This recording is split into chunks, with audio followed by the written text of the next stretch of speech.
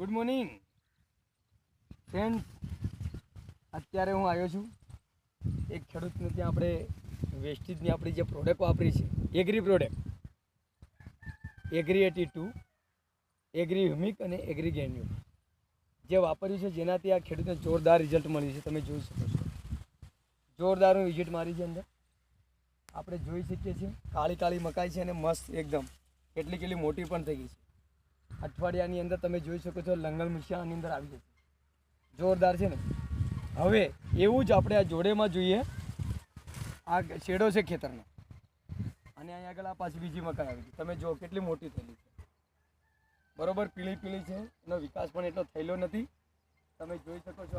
આ બાજુ ભાઈ વિડીયો કાપા જોવાય છે, આ બાજુ બી તમને કંઈ દેખાતું નથી. આખું ખેતર તમે અહીં જોઈ શકો છો, વિડીયો આવી ગયો, બરોબર.